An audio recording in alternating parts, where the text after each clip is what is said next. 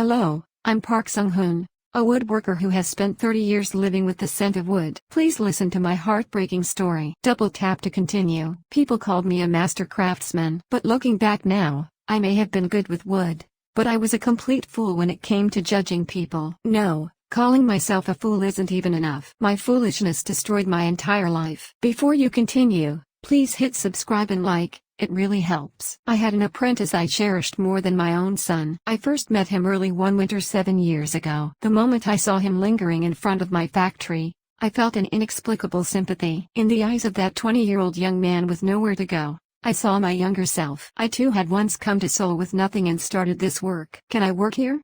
Would you take me in?" he asked in a trembling voice, and I couldn't just turn him away. From that day on, he started working at my factory. At first, I thought of him simply as an employee, but as time passed, I grew attached to him. He had no home, so I gave him the empty room on the second floor of the factory. I also fed him meals. In the mornings, when I came to work, he would already be there, having opened the factory door and waiting. "Master, what can I learn today?" When he asked with sparkling eyes, I naturally wanted to teach him. Starting with how to select wood, I taught him everything by hand. How to use a hand plane, the angle for sawing, how to control the force when hammering, and the sequence for applying lacquer. In the evenings, we would share a drink of soju and talk about furniture design. "Master, what if we add a modern sensibility to traditional techniques?" His ideas were sometimes brilliant. I listened carefully to those ideas, and together we created new designs. 3 years passed that way. He had become my right-hand man. When important orders came in, I consulted with him,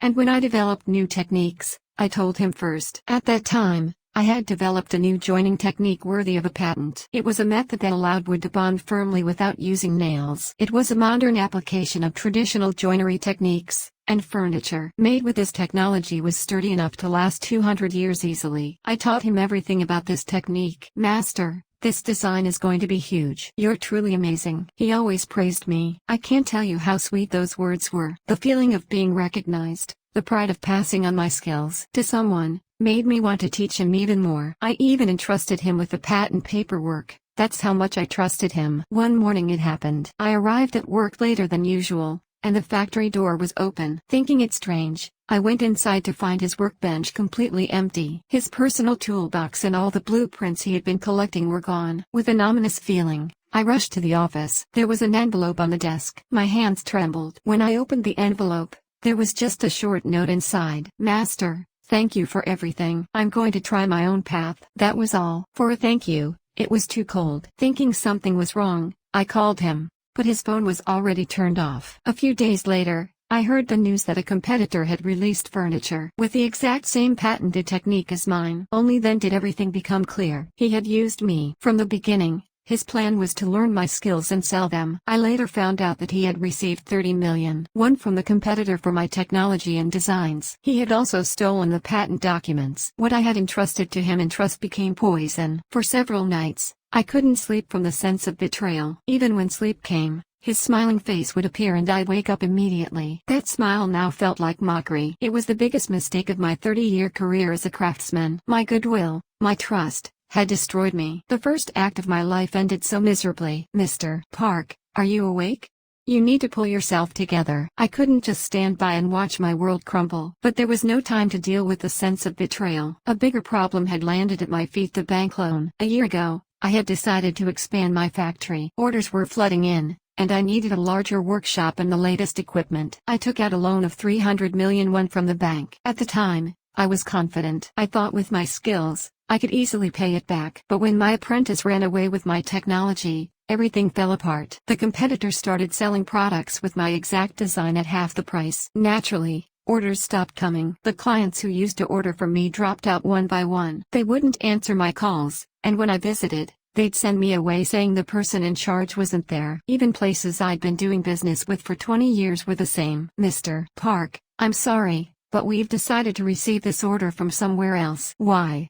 How long have we been doing business together?" "The price difference is too big. We have to run a business too." It was a cold reality. There was no loyalty, nothing. In the face of money, even 20 years of business collapsed in an instant. As sales plummeted, I started falling behind on employee salaries. Employees I'd worked with for 10 years quit one by one. "Boss, I'm sorry. I have to make a living too. I couldn't stop them. How could I have the nerve to stop them when I couldn't pay their salaries? The staff of over 10 people was reduced to 3 in just a month. Even they all left 3 months later. Sitting alone in the empty factory, my ears rang. The bank's collection calls poured in like rain. Mr. Park Sung-hoon, you haven't deposited this month's interest. I'm sorry. Could you wait just a little longer? You're already 2 months behind. If payment doesn't come in by next month, we'll take legal action. That was the first time I learned how terrifying the words legal action could be. I couldn't sleep at night. When I closed my eyes, I saw my factory covered with red foreclosure notices. It was only a matter of time before that became reality. 3 months later, that day finally came. Court officials stormed into my factory. With cold expressions, they started attaching foreclosure notices. They put red stickers on my hand plane that I'd handled for 30 years, on the hammer I'd bought with my first paycheck, and on the saw I'd inherited from my father. Excuse me, this is my father's keepsake. Can't you at least leave this one out? I'm sorry. According to regulations, we can't. It was a cold answer. Tears welled up,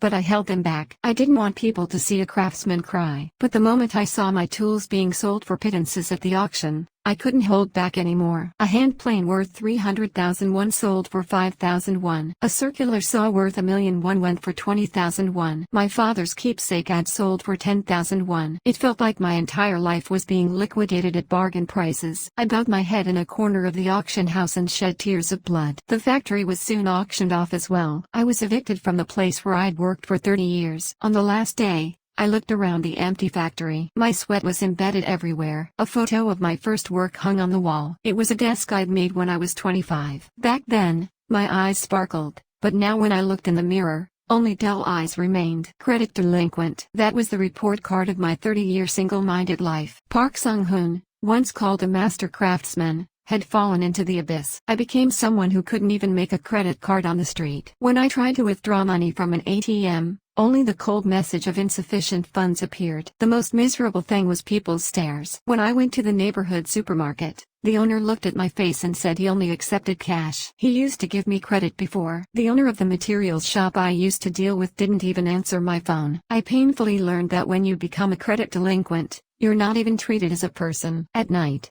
I thought to myself, what did I do wrong? I worked diligently and tried to make good products. So why did this happen? There was no answer. I just learned that the world is originally this cold a place. You've been drinking again?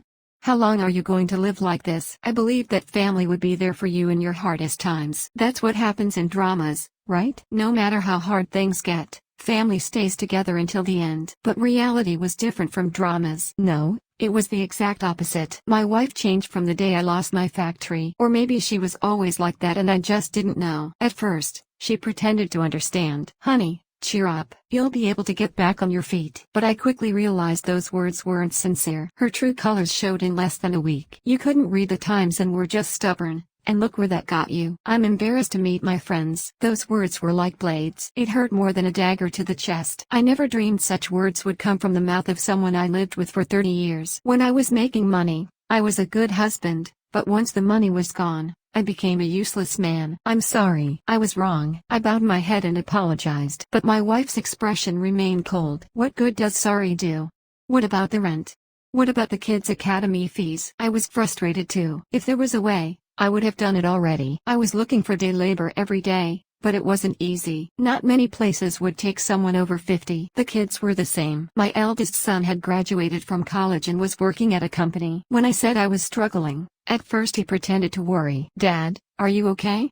Tell me if there's anything I can help with. But when I actually asked for help, he just made excuses. Dad, work is hard for me too. My salary is barely enough for my own living expenses. My daughter was worse. She said she had to watch her in-laws' reactions after getting married and barely answered my calls. Dad, I'm worried about what the in-laws will say. In this day and age, how would they look at a daughter-in-law whose father is a credit delinquent? Do you know how miserable it is to see your child ashamed of their parent? I was the one who gave birth to her, raised her, and even sent her to college, yet now she said I'd become a burden. It was outrageous. My second son cut off contact entirely. He didn't answer calls, and even when I sent messages, he just read them without replying. Later, my wife told me he said he didn't want to hear about me. He said his friends made fun of him when he talked about his father. Dad, we need to survive too. If you don't want to be a burden, let's live separately. Eventually, My eldest son spoke those words as the representative. The whole family was sitting in the living room. My wife, my daughter, my second son, they all nodded. It was unanimous. They wanted me to leave. Okay, I understand. I'll leave. I no longer had the self-respect to cling on. I went into my room and packed. I'd lived in that house for 30 years, but all my belongings fit in one bag. A few changes of clothes, a razor, and one photo of my father. That was all. As I left the house, no one saw me off. My wife went into her room, and the kids were each looking at their smartphones. I opened the front door, and as I was leaving, my daughter said one thing. "Dad, don't contact us. We have our dignity too." Those were the last words. The front door slammed shut with a loud bang. It was a cold sound. I will never forget that sound for as long as I live. I stood in the hallway for a long time, dazed. As I took the elevator down, tears streamed down my face. Everything in the world had abandoned me. My apprentice, my business, and now even my family. I was truly alone. I came out onto the street and walked, but my feet wouldn't move. I didn't know where to go. I had nowhere to go. I looked into staying at a Goshiwan, but they said they didn't accept credit delinquents. They asked for a higher deposit, but I didn't have that kind of money. I ended up spending 2 days at a Jilbang, and after that, I spent the night at a PC room. I didn't know not having a home would be this hard. That's when I realized how empty the word family was. Sharing blood didn't make you family. Real family are people who think of each other when they're together. I didn't have people like that. No, I hadn't created that kind of family. That was also my fault. Hey, Park. What are you doing so slowly? You need to earn your keep. I snapped back to reality at the young foreman's yelling. The cement bag on my back was so heavy I felt like my back would break. But I couldn't show it. The moment I showed it, I'd get fired. With nowhere to go, I drifted from one construction site to another. I woke up at 5 in the morning and went to the labor market. The people gathered there were all people like me, driven into a dead end. The labor agency guy pointed at people with his finger and picked them. You. Only 3 people need to go. If I was lucky, I'd get picked, and if I wasn't, I'd stand there all day and return empty-handed. On days when I couldn't get paid, I had no choice but to skip meals. Sometimes I'd survive on a 501 triangle kimbap from the convenience store for the whole day. When I got picked and went to a construction site, I did all kinds of hard work. Carrying cement, moving materials, carrying rebar, cleaning up. With the delicate hands that had shaped wood for 30 years, I carried rough cement bags. At first, blisters formed on my hands. When the blisters burst, they bled, and new blisters formed on top. Under my fingernails, instead of sawdust, black grime accumulated. No matter how much I washed, the grime wouldn't come off. When I looked at my hands, I sighed. These hands had made luxury furniture, but now they were covered only with cement powder. My back always hurt. It was natural, carrying heavy things at over 50. In the evenings, I'd return to my tiny room and put on pain relief patches. They were cheap patches and didn't work very well, but it was better than not using them. At construction sites, neither age nor experience mattered. Only how much and how fast you worked was important. The foreman was a 28-year-old young man. He was young enough to be my son, but there, he was my boss. "Mr. Park, if you work that slowly, when will we finish? Pick up the pace." I was lucky if he used honorifics. When he got angry, he'd mix in informal speech and curses. "Hey, old man.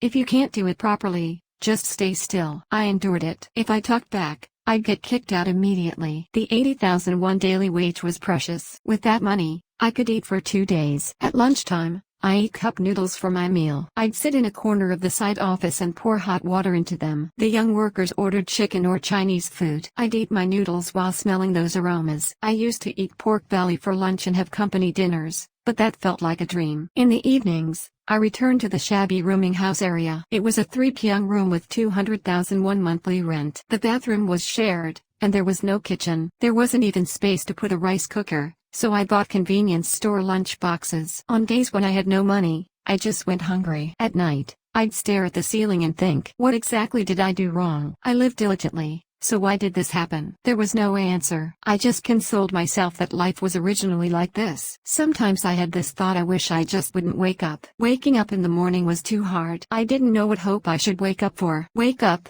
go to the construction site, get yelled at, do hard work, return to the tiny room in the evening, and collapse into sleep. That was all. Days with no meaning or hope in life. Just surviving today was overwhelming enough. I didn't have the luxury to worry about tomorrow. I couldn't plan a month ahead. Just getting today's daily wage and enduring tomorrow with that money. That became my entire life. Sometimes I had dreams of working in my factory. When I was planing wood with a hand plane, the scent of wood tickled my nose. When I woke up from such happy dreams, reality was even more miserable. The gap between dream and reality was too large. When I looked in the mirror, I saw a stranger. My hair had turned white, and deep wrinkles were carved into my face. My eyes had lost their vitality, and my shoulders were slumped. I wondered if this was really me. Just a year ago, the dignified craftsman Park Sung-hoon was nowhere to be found, and only a shabby day laborer remained. "Sir, are you all right? You're soaked from the rain." It was an evening when rain was pouring down heavily. I was on my way back to my tiny room after finishing work at the construction site. My whole body was covered with sweat and cement powder, and my back felt like it would break. I didn't have an umbrella. I thought it was a waste of money to buy one, and if I was going to get wet anyway, I might as well just walk in the rain. As I was passing through an alley, something caught my eye. There was a wooden chair with a broken leg abandoned next to a wall. It was sitting there pitifully, soaked in the rain. The moment I saw that chair, my heart sank. That chair looked just like me. It must have once been used in someone's home. The family probably used it when they sat around to eat. But once the leg broke, it became useless. So it was abandoned in an alley on a rainy day. I was the same. I was once called a master craftsman, but now I'd become useless and was discarded. Without realizing it, I stopped walking. I crouched down in front of the chair. Rain soaked my back, but I didn't care. I touched the chair with my hand. It was oak, good wood. The leg was broken,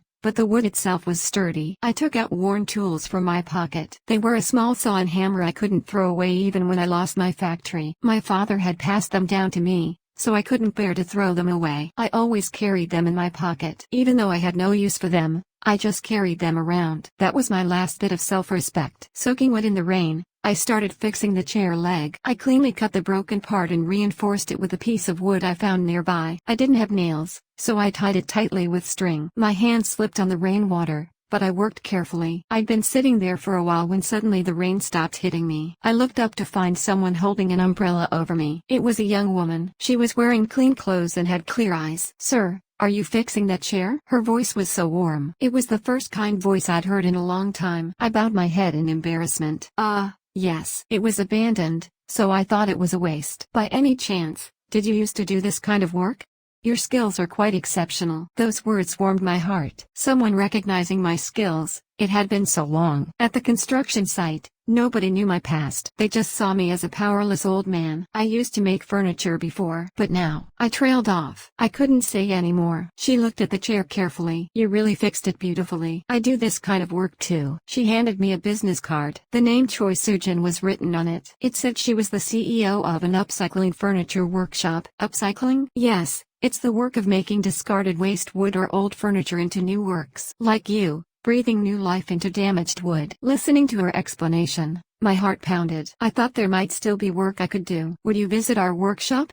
We have a lot of wood that needs your touch." "Would someone like me be okay?" "Of course." "No, we desperately need someone like you." That night, even after returning to my tiny room, I couldn't sleep. I kept looking at the business card Ms. Choi had given me. I wondered if this was a dream. Could there really be another chance for me? Half doubting, half hoping, I felt anticipation. The next day, I gathered my courage and called. "Hello, this is the person who was fixing the chair yesterday." "Ah, sir. I've been waiting. Do you have time today?" And so, I visited CEO Choi's workshop. It was a small workshop on the second floor of an old building. But the moment I opened the door and went in, I almost cried. There was the smell of wood. That beloved smell of wood. It was a scent I was smelling for the first time in a year. "Welcome. This is our workshop." Inside the workshop, it was filled with discarded wood, damaged and rotted wood. But to my eyes, they looked like jewels. My hands itched with the thought that I could save that wood. That day, I held a hand plane again. It was the first time in a year. It fit perfectly in my hand. Indeed, my hand suited a hand plane better than cement bags. As I planed the wood, beautifully shaped wood grain was revealed. The fragrance spread. My chest swelled. "Sir, you're truly amazing," CEO Choi exclaimed in admiration. Those few words gave me strength. That day, I worked with wood all day long. I cut out the rotted parts and trimmed the damaged areas to create new patterns. The discarded wood was reborn at my fingertips. Watching that, I realized something. I can start again too. Like this wood,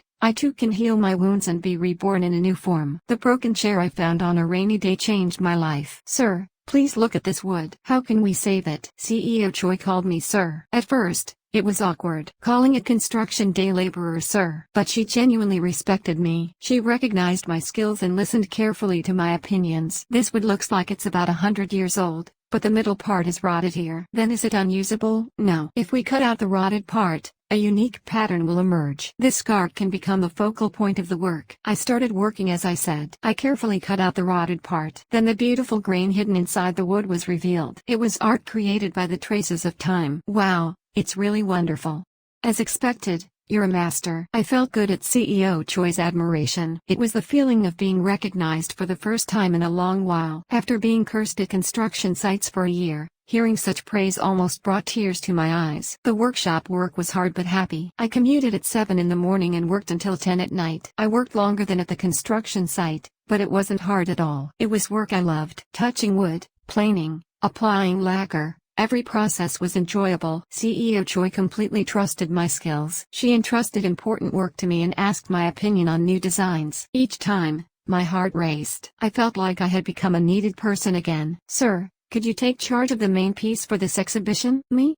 Would that really be okay? Of course. It has to be you, sir. And so, I began making the main piece for the exhibition. The material was a 100-year-old Zelkova tree. It was a tree that had fallen in a typhoon and was about to be discarded. But to my eyes, it looked like treasure. I wrestled with the wood day and night. I planed along the grain of the wood and carved the damaged parts with a chisel. I boldly cut out the rotted areas and inserted pieces of other wood into the empty spaces. Different woods came together to become one work. I devoted myself to it for a month. Even when blisters formed on my hands and my back hurt, I didn't stop. This wasn't just furniture. It was a work containing my life. I wanted to capture in the wood my life of being hurt and discarded but rising again. Finally, the work was completed. It was a cabinet 180 centimeters tall and 90 centimeters wide. The pattern created by damaged woods coming together looked like a landscape painting. After applying lacquer, the depth of the wood came alive. Sir, this is a work of art. It's truly amazing. Not only CEO Choi but all the workshop members admired it. Receiving their applause, tears came to my eyes. It felt like the self-esteem I'd lost for a year was returning. I gave the work a title, Rebirth. Just as discarded wood is reborn, I too was reborn. This work wasn't simply furniture. It was a message of hope. While working at the workshop, my life also gradually improved. With my salary, I left the tiny room and got a small studio apartment. Though it was small, I had my own space. It was a proper home with a bathroom and kitchen. In the evenings, CEO Choi and the workshop members ate meals together. For the first time in a year, I had a proper meal. Eating warm rice, soup, and side dishes while having conversations. I thought this is what family is. Even without sharing blood, people who care for and respect each other were real family. Sir, you worked hard today too. Not at all. I'm more grateful. What are you saying? Our workshop shines because of you, sir. Having such conversations while eating made me happy. It was simple but precious happiness. It was peace I was feeling for the first time in a long while. At night, I'd lie in my room and look out the window. I could see stars. In the tiny room, there wasn't even a proper window to see the sky, but now I could see stars. Looking at the stars, I thought, I can shine again too. Like the discarded wood, I too can shine in a new form. CEO Choi didn't just give me a job. She gave me hope. She helped me find my value again. She was truly my life's benefactor. I will live in gratitude for the rest of my life. Next up is the Upcycling Art Furniture Exhibition. Please experience the healing power that damaged wood provides. It was the opening day of the exhibition. My heart was pounding. It was the moment my work would go out into the world. Just a year ago, I was doing hard labor at a construction site, and now I had become a craftsman holding an exhibition. I couldn't believe it. The exhibition hall doors opened. People poured in. There were far more people than I expected. They stopped in front of my work. With a nervous heart, I watched people's reactions. Wow! This was really made from discarded wood? Look at this pattern. It's a work of art created by nature. I can't believe scars can be this beautiful. Exclamations of admiration burst from people. People kept gathering in front of my work. They took photos, looked closely, and even touched the wood. A middle-aged woman approached me. Artist, this work is truly moving. I also went through a difficult time once, and seeing this work gives me comfort. Thank you. I also went through a difficult time. I put that feeling into the work. I can feel that. I'd like to purchase this work. Is that possible? Pardon? Really? Of course. I want to put it in my living room. That day, All my work sold. I couldn't believe it. People had placed value on my work. They were willing to pay money for it. My chest swelled. The exhibition sold out day after day. There was also an uproar online. As photos posted on social media spread, even more people came. You had to make a reservation to get in. An article titled "The Healing Power Damaged Wood Provides" appeared on the main page of the portal site. Journalists requested interviews. Broadcasting stations also contacted me. Are you Craftsman Park Sung-hoon? Could you appear on our program? Would someone like me be okay to appear on broadcast? Of course.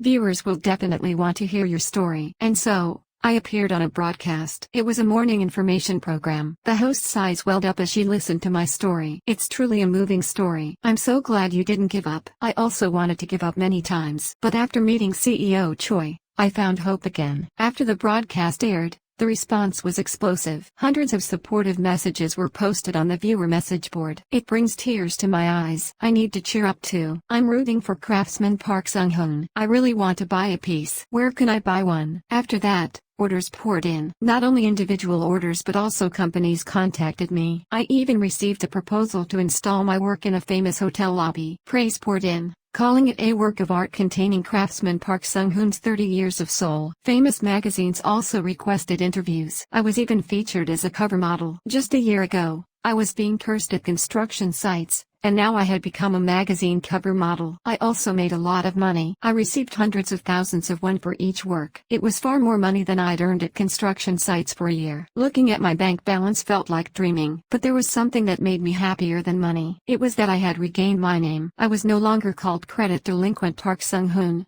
but furniture craftsman Park Sung-hoon. People respected me. They called me sir. While walking down the street, someone recognized me. Huh? Aren't you Craftsman Park Sung-hoon who was on that broadcast? Yes, that's right. Wow, I'm so glad to meet you.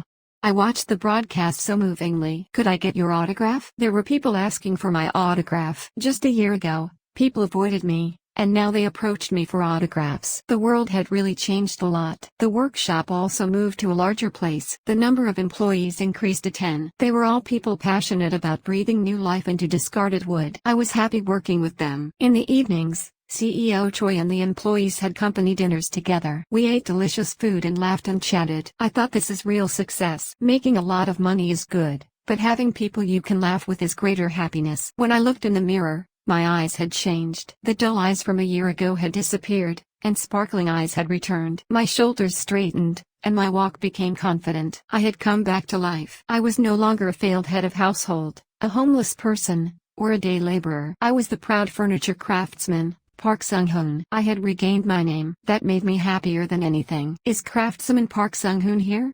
I'd like to see him. Once I became famous, people who hadn't contacted me once started coming one by one. People from old business partners came with business cards. They were people who wouldn't even answer my calls a year ago. They were people who had ignored me and turned away. Sir, I'm sorry I couldn't contact you before. Could we do business again? I'm sorry, but it's difficult right now because orders are backed up. I coldly refused. I had no intention of giving another chance to people who had turned away when I was struggling. Even while seeing their disappointed faces, my heart didn't waver. It was one afternoon. I was working at the workshop when an employee approached. Sir, there are some visitors. They say they're your family. Family? My heart sank for a moment. I had a feeling, but my intuition was right. At the workshop entrance stood familiar faces. It was my wife and 3 children. They were faces I was seeing for the first time in a year. They looked older than before, but their expressions were still shameless. I calmed my mind as I watched them approach. Honey, you've been through a lot. I saw you on TV. You were really amazing. My wife's voice was affectionate, unlike a year ago. But I knew that affection was fake. They came back because I had succeeded. We were wrong. Let's live together again, okay? Dad, we were immature. Please forgive us. My eldest son bowed his head. My daughter's eyes welled with tears. My second son repeated that he was sorry, with the same mouth that had called me a burden a year ago. Dad, let's live together again. We'll take good care of you. We'll get you a nice house too. Get me a nice house? They were doing this because I was making money now. If I were still working at a construction site, they would never have come. Looking at those shameless faces actually calmed my mind. I felt no anger or resentment. They just seemed like strangers. We shared blood, but we were no longer family. My family was elsewhere. I spoke quietly but firmly. I already have a new family. The people here at the workshop are my family. Honey, what are you talking about? We've been married for 30 years. We lived together for 30 years, but you abandoned me when times were hard. Is that what married couples do? My wife's face turned pale. The children were at a loss for words too. The Park Sung-hoon you abandoned died back then. The current me is a person reborn. So now we're strangers. Dad, if you speak so coldly. Who was cold? Who were the people who didn't even look back when I was kicked out of the house? With nothing more to say, they closed their mouths. A moment of silence passed. I spoke first. Please leave now. I have a lot of work to do. And don't come looking for me again, honey. Dad. They called out, but I didn't look back. I went inside the workshop and closed the door. Through the window, I could see their dumbfounded figures. But my heart didn't waver. Leaving them behind, I returned to my workbench. There, CEO Choi and my colleagues were sweating and shaping wood. When they saw me, they smiled brightly. Sir, are you okay? Yes, I'm okay. I'm really okay now. CEO Choi patted my shoulder. My heart melted at that warm touch. The person who believed in me and lifted me up. The person who extended a hand when I was at rock bottom. She was my real family. The workshop members were the same. People who eat together, laugh together, and sweat together. Though we don't share blood, people who care for and respect each other. These were my real family. As evening came, we all had a company dinner together. We grilled pork belly and raised soju glasses. A young employee asked, Sir, were those people who came today really your family? Yes, they were family once, but not anymore. Then who is your family now, sir? I looked around the workshop. I saw faces laughing together. They were warm people. It's all of you. Everyone here is my family. At those words, everyone applauded. Some employees even shed tears. My chest felt warm too. On my way home, I looked up at the sky. The stars shone unusually brightly. It was different from the sky I saw from the tiny room a year ago. It's amazing that the same sky could look so different. The spring of my life starts right now. I've overcome the harsh winter, and now warm spring has come. Just as discarded wood is reborn, I too have started a new life. I will continue to save many more damaged woods. I want to give hope to people who are wounded like that wood. I hope my story gives someone comfort and courage. Don't give up. Even if it seems discarded, even if it seems over, you can start again. Scars can become new patterns, not weaknesses. Just like me. Even today, I shape wood at the workshop. Every time I plane,